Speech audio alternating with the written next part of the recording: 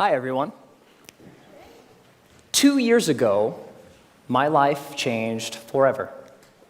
My wife, Kelsey, and I welcomed our daughter, Leela, into the world. Now, becoming a parent is an amazing, amazing experience. Your whole world changes overnight, and all of your priorities change immediately, so fast that it makes it really difficult to process sometimes.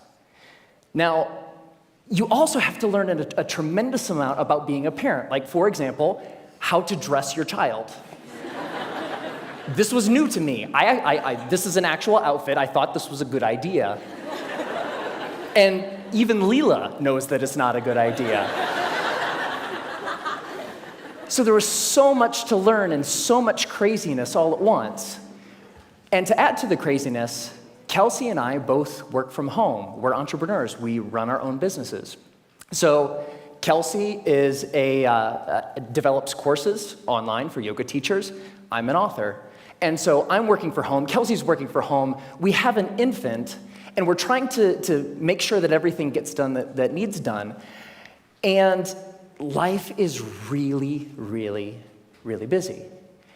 And a couple weeks into this amazing experience, when the sleep deprivation really kicked in, like around week 8, I had this thought, and it was the same thought that parents across the ages, internationally, everybody has had this thought, which is, I am never going to have free time ever again. And somebody said it's true. Yeah, it's not exactly true, but it feels really, really true in that moment. And this was really disconcerting to me, because one of the things that I enjoy more than anything else is learning new things. Getting curious about something and diving in and fiddling around and learning through trial and error and eventually becoming pretty good at something. And without this free time, I didn't know how I was ever going to do that ever again. And so I'm a big geek. I want to keep learning things. I want to keep growing. And so what I decided to do was go to the library and go to the bookstore and look at what research says about how we learn and how we learn quickly. And I read a bunch of books, I read a bunch of websites, and trying to answer this question: how long does it take to acquire a new skill? You know what I found? 10,000 hours. Anybody ever heard this? 10,000. It takes 10,000 hours. If you want to learn something new, if you want to be good at it, it's going to take 10,000 hours to get there. And I read this in book after book and website after website, and my mental experience of reading all of this stuff was like, no! I don't have time. I don't have 10,000 hours. I am never going to be able to learn anything new ever again. But that's not true. So 10,000 hours, just to give you a rough order of magnitude, 10,000 hours is a full-time job for 5 years. That's a long time. And we've all had the experience of learning something new, and it didn't take us anywhere close to that amount of time, right? So what's up? There's something kind of funky going on here. What the research says and what we expect and have experiences, they don't match up. And what I found, here's the wrinkle. The 10,000-hour rule came out of studies of expert-level performance. There was a professor at Florida State University. His name is K. Anders Ericsson. He's the originator of the 10,000-hour rule. And where that came from is he studied professional athletes, world-class musicians, chess grandmasters, all of these ultra-competitive folks in ultra-high-performing fields, and he tried to figure out how long does it take to get to the top of those kinds of fields. And what he found is the more deliberate practice, the more time that those individuals spent practicing the elements of whatever it is that they do, the more time you spend, the better you get. And the folks at the tippy top of their fields put in around 10,000 hours of practice. Now, we were talking about the game of telephone a little bit earlier. here's what happened. An author by the name of Malcolm Gladwell wrote a book in 2007 called Outliers, the Story of Success. And the centerpiece of that book was the 10,000 hour rule. Practice a lot, practice well, and you will do extremely well. You'll reach the top of your field. So the message, what Dr. Erickson was actually saying is, it takes 10,000 hours to get to the top of an ultra-competitive field in a very narrow subject. That's what that means. But here's what happened. Ever since Outliers came out, immediately came out, reached the top of the bestseller list, stayed there for 3 solid months. All of a sudden, the 10,000 hour rule was everywhere. And a society-wide game of telephone started to be played. So this message, it takes 10,000 hours to reach the top of an ultra-competitive field, became, it takes 10,000 hours to become an expert at something. Which became, it takes 10,000 hours to become good at something. Which became, it takes 10,000 hours to learn something. But that last statement, it takes 10,000 hours to learn something, it's not true. It's not true.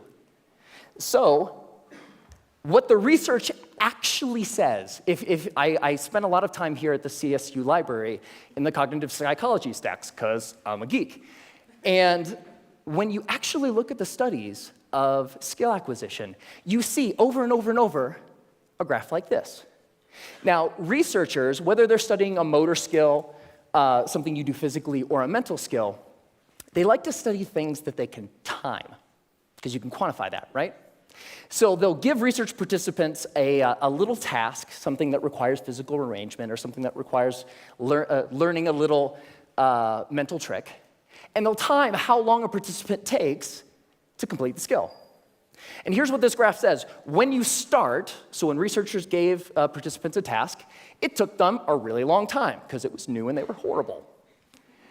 With a little bit of practice, they get better and better and better, and that early part of practice is really, really efficient. People get good at things with just a little bit of practice.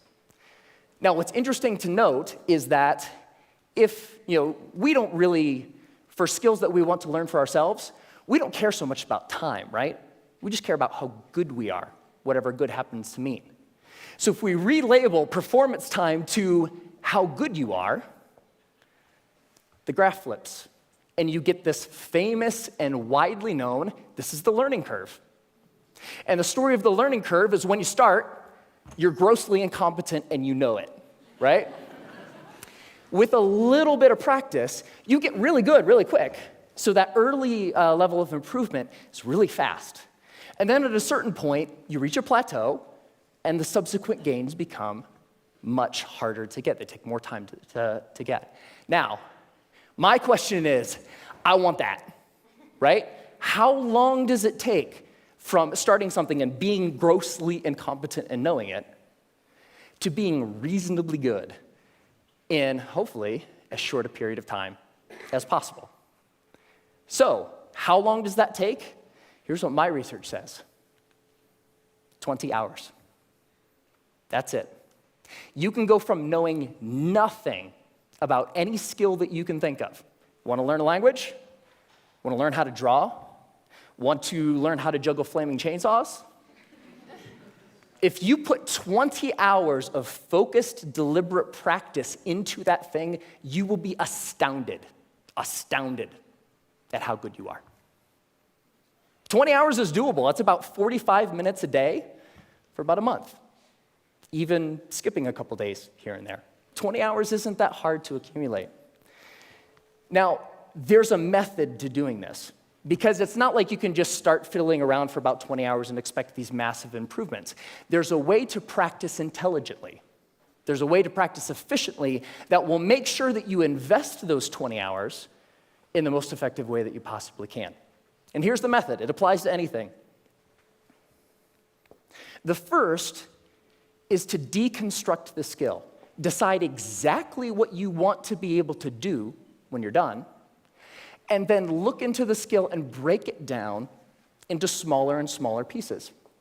Most of the things that we think of as skills are actually big bundles of skills that require all sorts of different things. The more you can break apart the skill, the more you're able to decide what are the parts of this skill that will actually help me get to what I want, and then you can practice those first.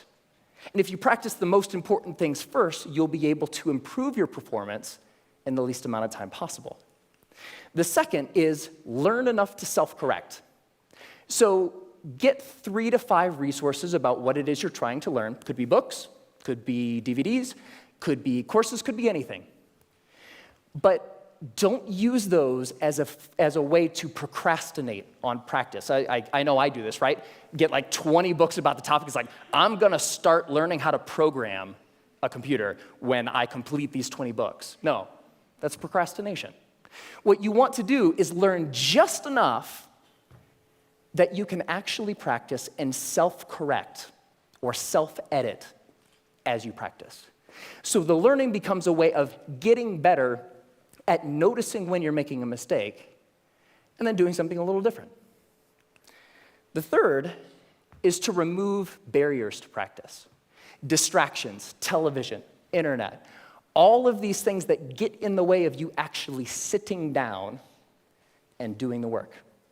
And the more you're able to use just a little bit of willpower to remove the distractions that are keeping you from practicing, the more likely you are to actually sit down and practice, right? And the fourth is to practice for at least 20 hours. Now, most skills have what I call a frustration barrier. You know, the grossly incompetent knowing it part. That's really, really frustrating. We don't like to feel stupid. And feeling stupid is a barrier to us actually sitting down and doing the work. So by pre-committing to practicing whatever it is that you want to do for at least 20 hours, you will be able to overcome that initial frustration barrier and stick with the practice long enough to actually reap the rewards. All right? That's it. It's not rocket science. 4 very simple steps that you can use to learn anything. Now, this is easy to talk about in theory, but it's more fun to talk about in practice. So one of the things that I've wanted to learn how to do for a long time is play the ukulele. Has anybody seen Jake Shimabukuro's TED Talk where he plays the ukulele and makes it sound like he's like an ukulele god? It's amazing. It's like, I saw that, it's like, that is so cool. It's such a neat instrument. I would really like to learn how to play. And so I decided that to test this theory, I wanted to put 20 hours into practicing the ukulele and see where we got. And so the first thing about playing the ukulele is in order to practice, you have to have one, right? So I got an ukulele, and my lovely assistant, thank you, sir. I think I need the cord here. It's not just an ukulele, it's an electric ukulele. Yeah. So the first couple hours are just like the first couple hours of anything. You have to get the tools that you're using to practice. You have to make sure that they're available. My ukulele didn't come with strings attached. I had to figure out how to put those on. Like, that's kind of important, right? And learning how to tune and learning how to make sure that all of the things that need to be done in order to start practicing get done, right? Now, one of the things when I was ready to actually start practicing was I looked in online databases and songbooks for how to play songs. And they say, okay, ukuleles, you can play more than one string at a time, so you can play chords. That's cool. You're accompanying yourself. Yay, you. And when I started looking at songs, I had an ukulele chord book that had like hundreds of chords. I was like looking at this thing, like, whoa, that's intimidating. But when you look at the actual songs, you see the same chords over and over, right? As it turns out, playing the ukulele is kind of like doing anything. There's a very small set of things that are really important and techniques that you'll use all the time. And so in most songs, you'll use 4, maybe 5 chords, and that's it. That's the song. You don't have to know the hundreds as long as you know the 4 or the 5. So while I was doing my research, I found a wonderful little medley of pop songs by a band called Axis of Awesome. And somebody knows it. And what Axis of Awesome says is that you can learn, or you can play pretty much any pop song of the past 5 decades if you know 4 chords. And those chords are G, D, E minor, C. 4 chords, pump out every pop song ever, right? So I thought, this is cool. I would like to play every pop song ever. So that was the first song I decided to learn, and I would like to actually share it with you. Ready? All right.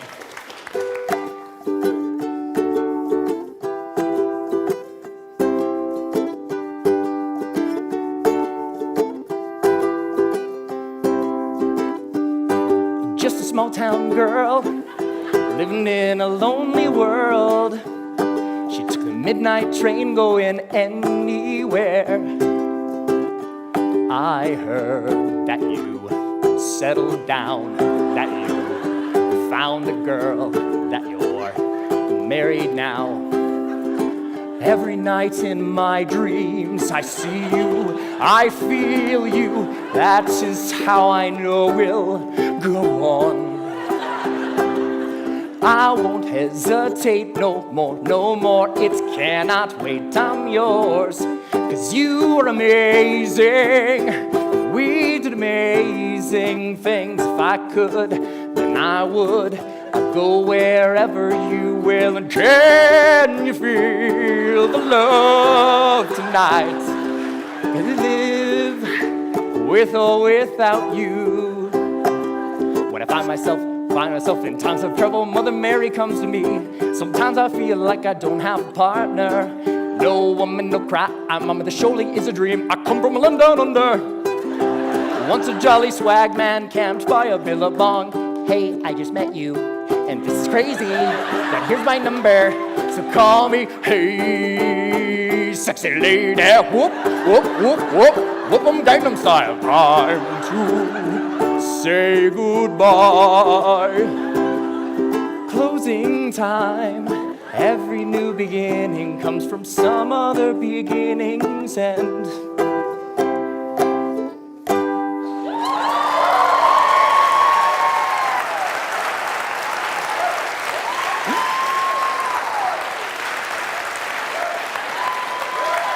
Thank you. Thank you. I love that song. And I have a secret to share with you. So by playing that song for you, I just hit my 20th hour of practicing the ukulele. Thank you.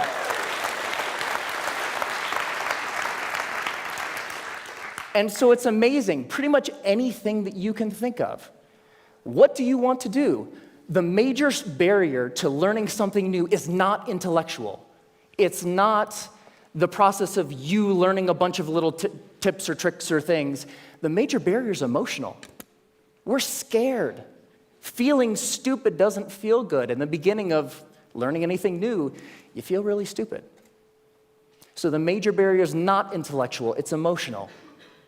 But put 20 hours into anything. Doesn't matter. What do you want to learn? You want to learn language? You want to learn how to cook? You want to learn how to draw? What turns you on? What lights you up? Go out and do that thing. It only takes 20 hours. Have fun.